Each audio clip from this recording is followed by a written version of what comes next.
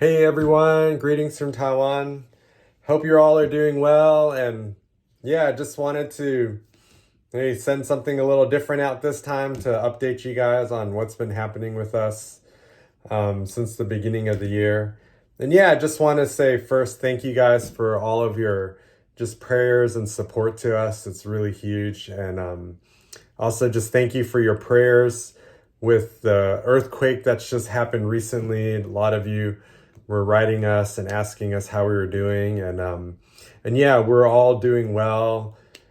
We were actually traveling down in the southern part of Taiwan, hosting a group of Christian surfers from Hong Kong at the time because they're interested in starting surf ministry there as well, and so they came here to visit us to see how we do things, and it was a really fun, exciting time, and took them on a surf trip down south. But on the way home is when the earthquake happened. And that was, yeah, it was pretty big, pretty scary. We stopped to get breakfast, and that's when our phone alarm went off and everything started shaking. And it went on for like about a minute. And that was the first time for the Hong Kong guys to experience an earthquake. So I think that was exciting but scary for them. The amazing thing is that, just, feeling the Lord's protection over us and all of our guys. And really, like, if we had left a few hours earlier, we probably would have been right at the place where all of the landslides were happening. We've driven this road many times and know that it can be kind of sketchy sometimes. Landslides happen there. And so, yeah, just pretty wild to think like, yeah, if we left just 2 hours earlier, we would have, who knows what would have happened. But yeah, but just thank God we were all okay. We got home. Just a few things broken in the house, not a big deal. But yes, please, if you guys just keep praying for Taiwan. I've just heard recently that there were over 100, either homes or buildings that need to probably be either torn down or rebuilt because of the damage. And there's definitely a lot of road construction that needs to happen. There was a really important bridge, which is kind of the only way to get to travel south in Taiwan. This one bridge was knocked out, and there's a temporary one set up right now, but it still may take a few months before they can actually build something. But yeah, I just want to say thank you for your prayers and that we're all doing okay. And thankfully, we were experiencing like several days worth of aftershocks, but they've settled down now, and the kids feel a little more at peace when they go to sleep. But yeah, I just wanted to update you guys. It's been a pretty fun, exciting year so far. And so before the earthquake, I had done a few trips out of the country. I went to New Zealand, and I also traveled to Japan. And so the trip for New Zealand was for the Christian Surfers Leaders with Asia Pacific. We had a retreat and a meeting time together, and it was at one of the CS older former board member in New Zealand had a vacation home on the West Coast. And so there was 5 leaders. We got to meet there together for about 4 days. I think it was maybe 4 or 5 days. And we just had a really amazing time of fellowship, and also just discussing and praying together about, how can we grow the ministry more in our areas. And just had a really wonderful time, just really thankful. And it's just such a beautiful country. Big highlight was like I got to see glowworms in the cave, which was just so incredibly amazing that creatures like this exist. It was so great. And then right after that retreat, there's a family that's pioneering Christian surfers in Korea. They're Korean New Zealanders. And so right after the retreat, I went up to Auckland and got to spend a few days with this family, Jeremy and his wife, Sarah. And it just was such a good time to just really connect with them and just hear more about their heart for Korea and what's happening. And actually, this month, they just made a move to Korea for a few years to really see Christian Surfers Korea be launched out.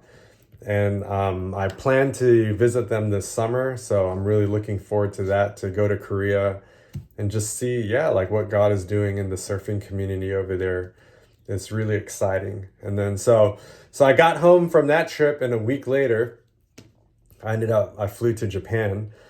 And so the Japan trip was also two things happening in the trip. The first one was I attended the Action Sports Summit. It was an international action sports summit with action sports leaders from all over the world. There was around 40 of us. We met together in Yokohama, Japan. We had people that represented wakeboarding, snowboarding, surfing, skateboarding, rock climbing. I think there was motocross. Just really amazing group of leaders that are really just kind of have just been involved in action sports for a long time, or even people who've been pioneering in some areas. And it just was such a good time to just see, like what God is doing in action sports, but also connecting and networking and knowing, how can we support each other in the different ministries that we do. And just really amazing to be in Japan for that. And so, just so exciting. It was a bit, I didn't plan, it was a bit last minute that I ended up joining that meeting, the gathering, but it ended up being so good. And what's really cool is they will plan another Asia Pacific action sports gathering next year. And the Asia Pacific guys were talking together about like where should we do this, and the Taiwan came up. So we'll be hosting them next spring here in Taiwan. So I'm really excited about that. And then right after the Action Sports Summit, I went to visit the Japan Christian Surfers director, Shinsuke, and his wife Sarah as well.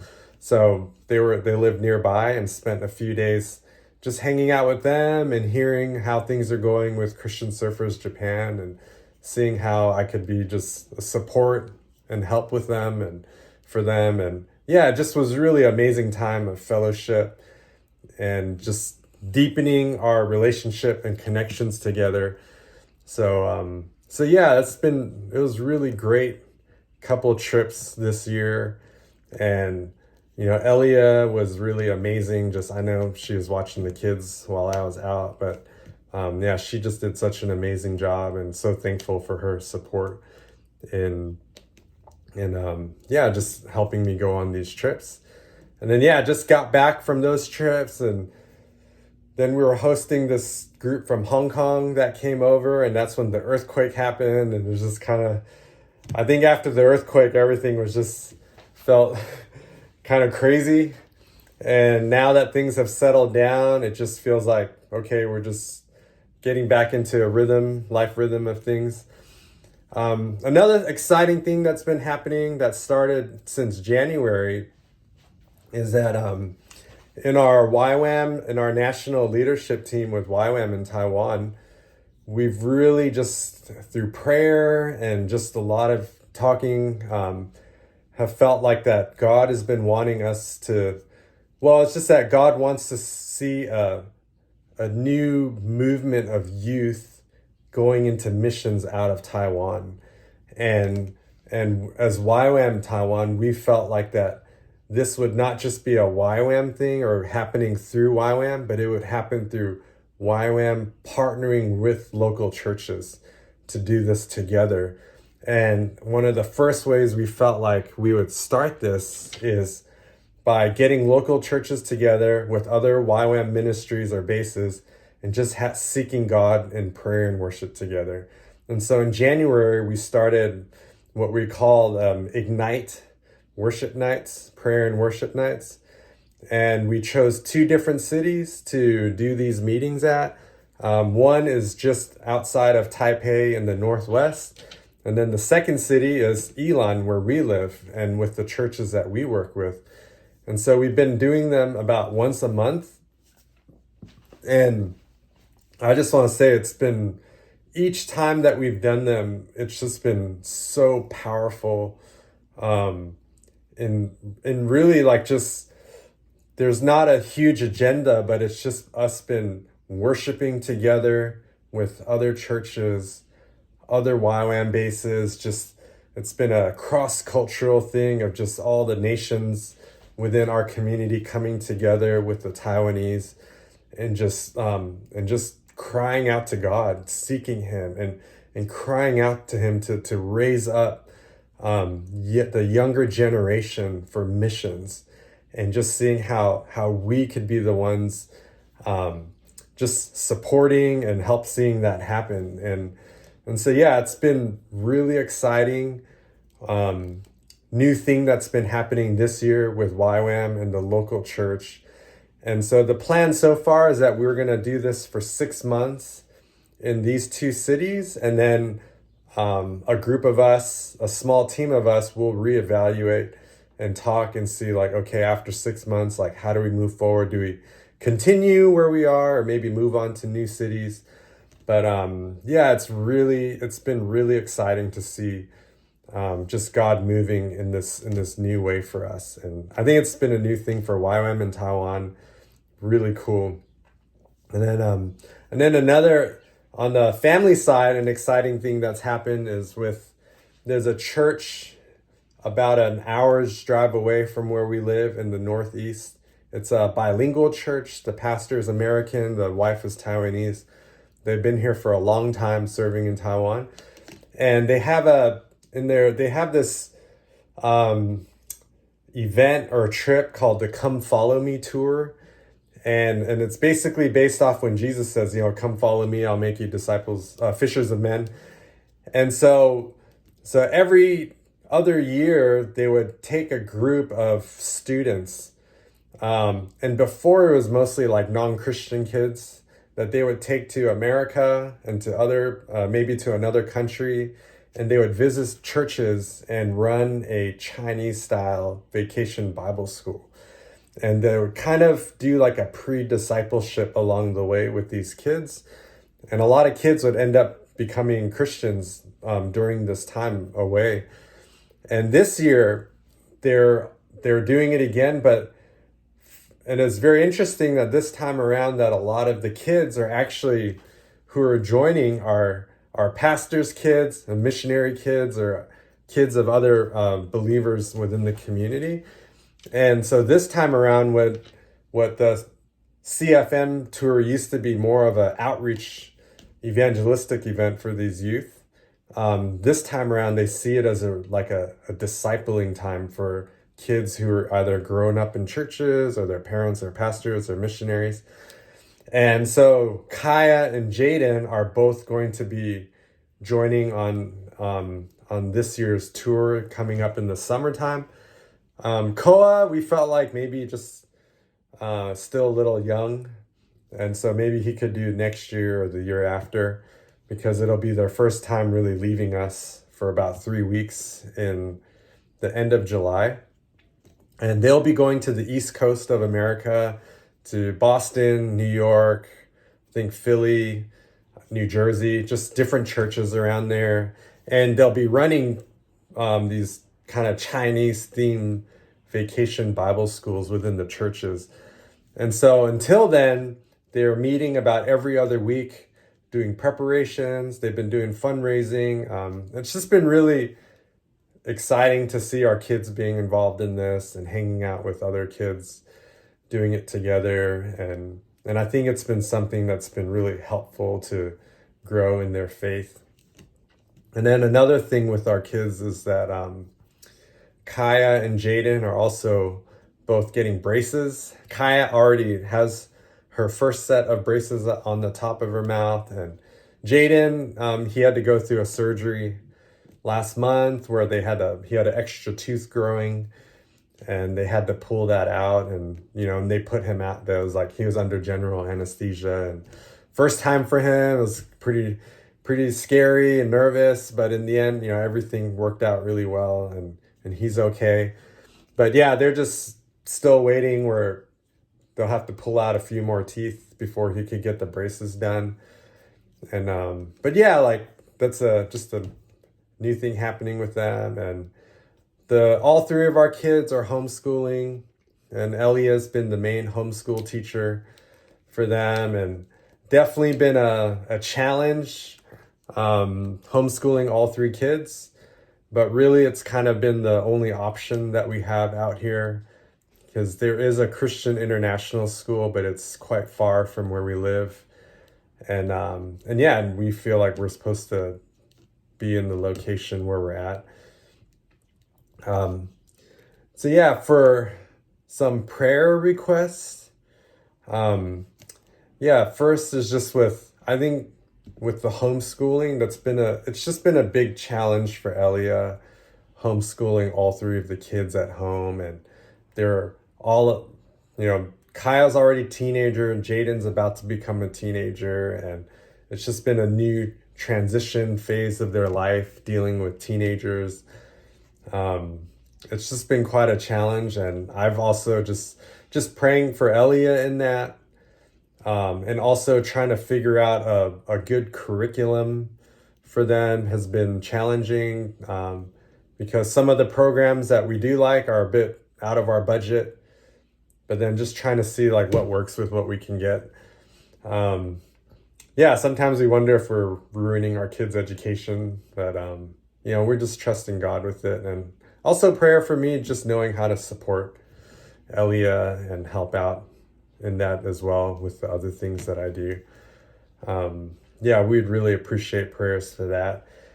Another thing I'd appreciate prayers for is something God's been putting on my heart is how to reach more Taiwanese men in our surfing community, because we have a group of Christian surfers, but really the majority of them, it's like 90% women.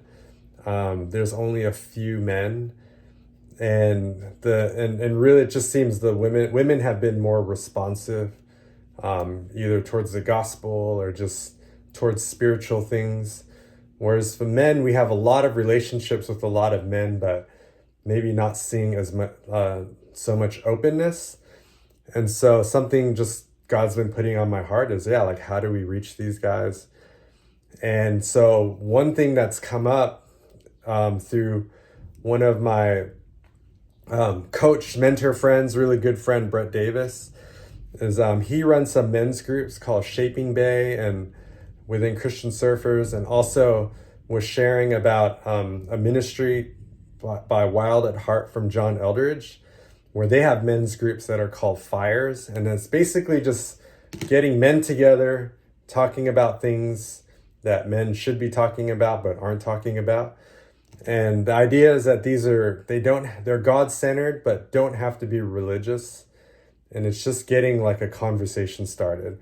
And so I've already sought a few men on this, and they seem pretty excited about about starting this kind of group. And so we're going to start with Christian guys first, and then after that, we'll start inviting our non-believer friends.